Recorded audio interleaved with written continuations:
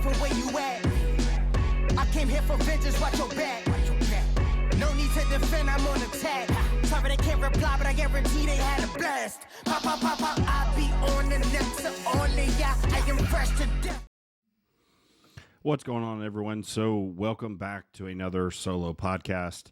I am your host, as always, Nick Bagley, and I'm going to be continuing with the theme of helping people understand what competition is and help them make decisions on what they should do, where they should compete, and what things they should be looking out for when they decide, like, maybe I want to get on stage at some point. So today's video will be focused on the men's divisions and picking your category as a male. You'll hear a lot of debate back and forth about, like, which division should you do, which are you best for, what makes classic, what makes open, that kind of thing. So I just wanted to break this down so that everybody has an understanding of, like, what each division is looking for, and you can kind of make a decision based on yourself, what you like, what you prefer, what you would like to look like, and what you're willing to go through in order to get into these classes. And what I did is I picked Mr. Olympia's or the classic, since it is open right now. I went with somebody that I like a lot, and I think fits the division very well. But the men's physique and the open guys, I just picked the current Mr. Olympia's, as that is the standard that trickles down even to the amateurs. And, like, this is, like, if you were to take this to the ultimate level, this is the realm that you would have to step into in order to be successful there.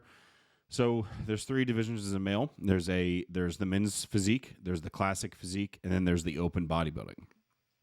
Once you go pro, open bodybuilding does split into open and 212, but there is none of that in the amateur. So I'll touch on 212 when I get to open, but it won't be a main focus for this. But we'll kind of discuss thought processes for individuals who do turn pro, and then where are they going to go, 212 or open. So starting with men's physique division, the division scale as far as muscularity is concerned. And there's three main focuses for each category. There's muscularity, there's symmetry, and there's condition. You can put aesthetics into symmetry, whatever word you want to use there. Like, that's kind of how I'm going to use them today, as those two are interchangeable. But we'll also kind of discuss what some of the differences may be and what you're looking for when we talk about aesthetics and symmetry. Now, in the men's physique division, this is going to be the least muscular of the three divisions, but we're looking for a very specific streamlined physique. So someone with broad shoulders, a wide back, and a small waist. And because the division doesn't have, like, flexing poses, it's not like you're getting up there and doing a most muscular. This is going to be one of those divisions that, like, in order for you to do really well at it, you need to have one of those physiques that people look at and go, wow, holy shit, that looks crazy, when you're kind of just standing there doing nothing. Excuse me, I keep burping. So you're looking to have that really small waistline from the front, the back, very tight waist, wide lats, very sweeping wide lats in order to come into a small waist, and then a wide shoulder girdle, just very wide shoulders and delts in order to make that frame that they're looking for in men's physique. Because they do wear board shorts, this is a division where obviously legs are not going to be a massive focus, but the judges have come out and said that they don't want the men's physique division to be guys getting up there whose pants are just, like, falling off their legs. They want to have some kind of balance to upper and lower as far as the overall look, so they are still looking for some semblance of an X frame, but they're focusing mostly from the waist up, right? Most men's physique guys do train legs, and they do train them fairly hard, but typically they're going to either be someone who just doesn't really care that much to build their legs, or maybe genetically can't build the legs that they need to in order to display well in the classic or the open divisions.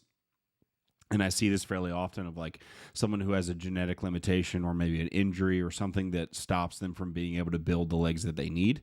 So this division does tend to work really well for those guys. But just because you have no legs doesn't mean you're men's physique, right? So you need to assess the physique and go, cool, well, for my height, my overall skeletal structure, I'm going to need this amount of tissue in order to look good in this division.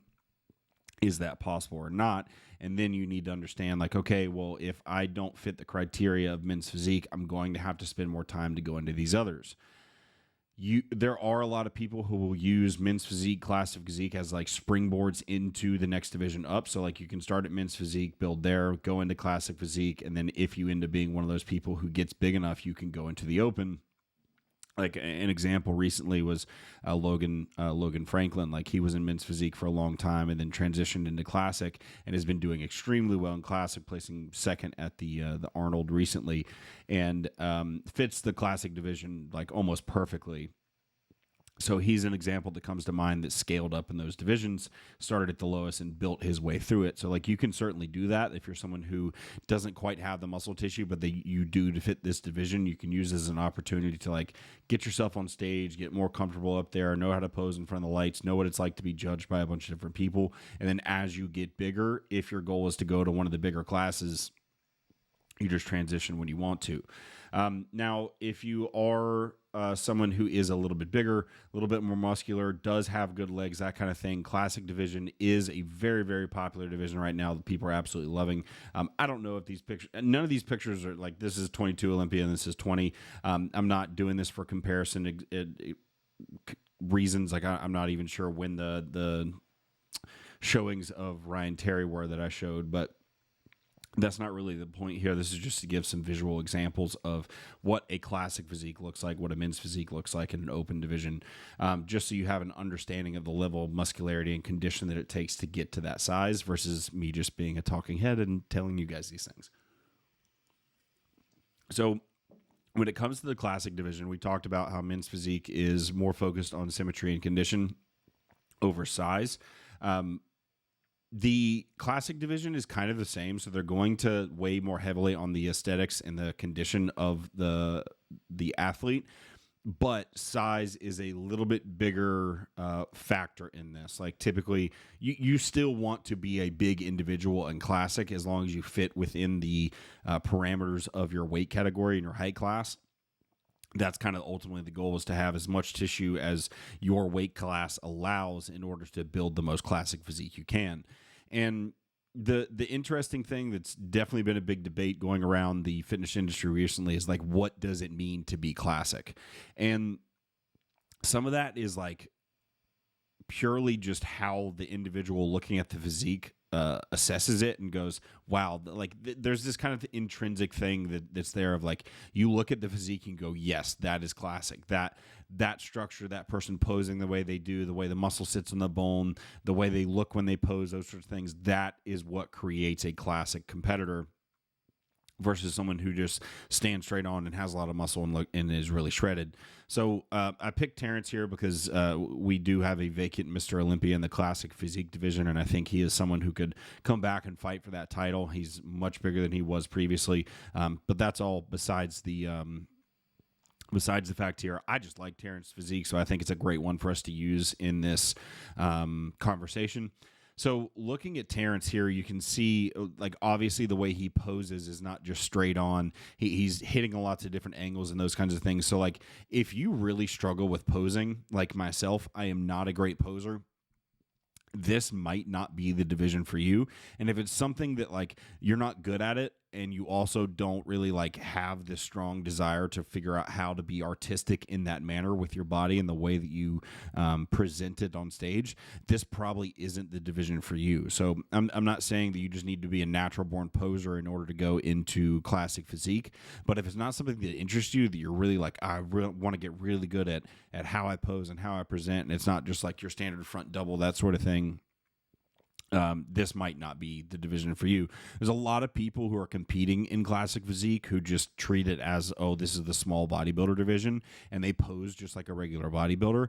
And like, I'm not saying that you can't win shows like that and you can't potentially even win your pro card, but as you scale through the ranks, if you're not making your posing better, especially with today's competitors and the people who are competing at that highest level, if you're not a good poser, you're not going to do very well in this category, because there is a big factor as far as like how you present that physique. And since there's so many different weight categories here, and it's not just let me be the biggest guy on stage, you do have to learn how to play to the strengths of your physique to show off what you want to show off and kind of hide what you don't want to show. And that comes with every division, but specifically when we're looking at like Terrence doing this front double here, this isn't just a straight on legs together normal front double. He is putting his legs out. He's shifting his hips. He's kind of cocked to the side, that sort of thing. He is creating a physique that looks even bigger than it is through the illusion of like how the body flows together within that pose. So with this division, you still have to have a really good aesthetic. You still have to have a small waist. Like we want to have a small waist in all these divisions, but like a thicker waisted individual can do a little bit better in the open, just depending on how big they get. But in classic and men's physique, it's going to be very, very important to have a very tiny waist in order to present the look that they're after. Like if you're kind of boxy and your rib cage is just straight up and down, like me, like you're just kind of a lunk, this might not be the division for you long term.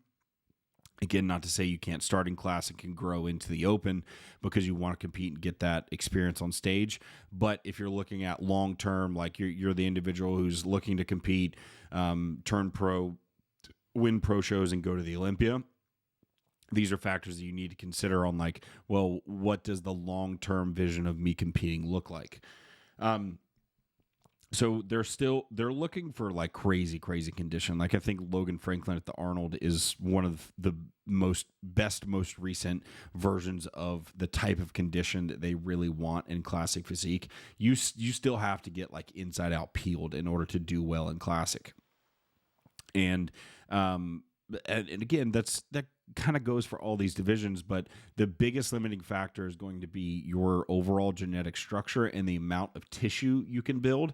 And that goes for like being as big as you can in that division, or also being somebody who you can get into the weight cap, but your structure isn't filled out enough in order to do as well as you could as some of the guys who can fit in it and have that really good structure. Like when I competed in classic, my weight cap was 209, and me being a 6 foot individual, like for my structure and how my body is put together, 209 was not enough weight for me to be able to present the best physique that I possibly could. So it was like, all right, well, I guess we're going to spend some time going to open. So that is a conversation you have to have of like, do I have enough muscle to begin with? Am I big enough? Or maybe I'm too big, or maybe I need to be too big in order to be competitive. And again, you can compete in it, get on stage, see how good you look when you're conditioned, see how good you look stacked up against other competitors who do have that structure, and then decide for yourself whether or not this is something you think is realistic to limit because there's a weight cap. Do you think you have enough room in your weight cap in order to build the physique that's going to be that's going to do the classic physique division justice for your specific frame? And that's what I'm talking about here.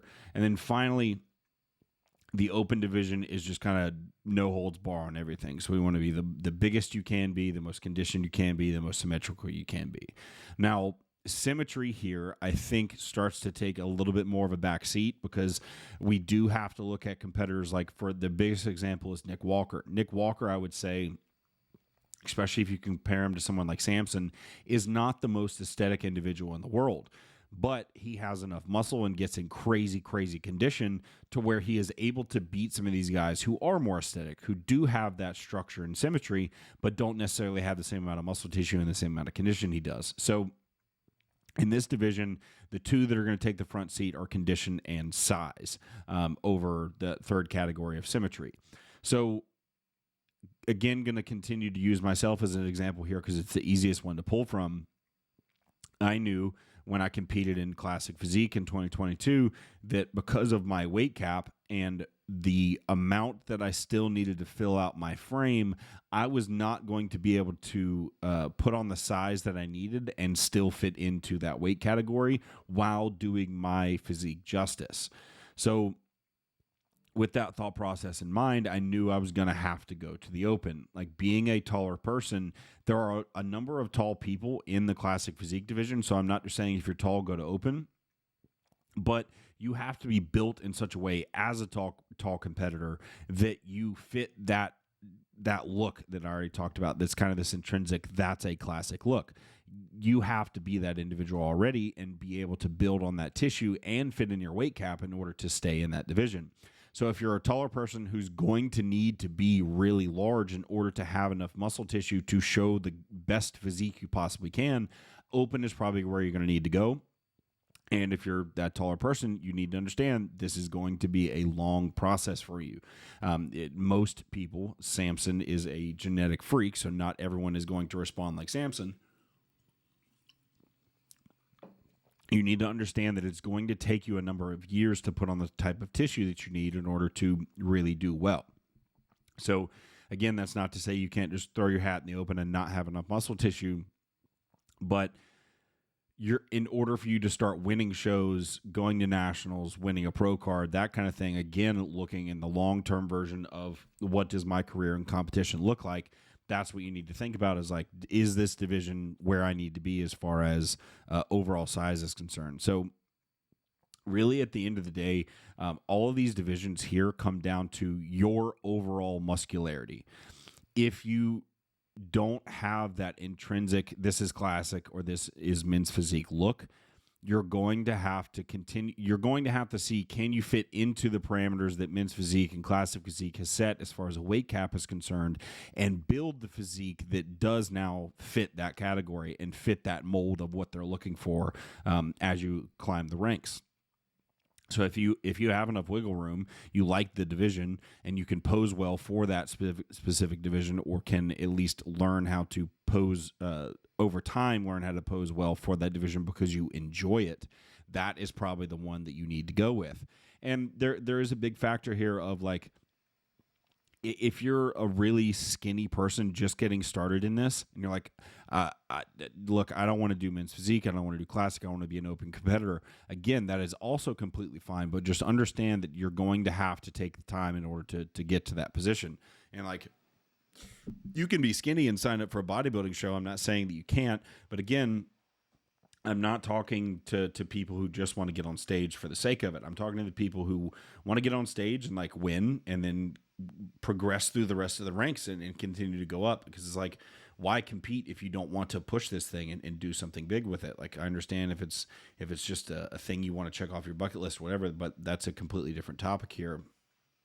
Speaking to the individual who really wants to compete and do this thing successfully for a long period of time, because it's something you enjoy, these are the things you need to think about when it comes time for you to choose a category. So it mostly comes down to like, how big are you and what does your physique need? What does it already have that aligns with which division? And for some of you, maybe you don't have enough muscle tissue to even know yet. So what you need to do is just put your head in the dirt and just try to build as much tissue as you can. And then after you've done this for like however many years it takes for you to have enough muscle, you can now start to decide, cool, well, I can fit into this or this, and maybe I need to keep pushing for X amount of time in order to get to a point where I feel at least comfortable to get on stage. You can't just sit here and say, oh, I'm not big enough, because you will always feel that way. You will always feel like you're not big enough no matter the division you're in.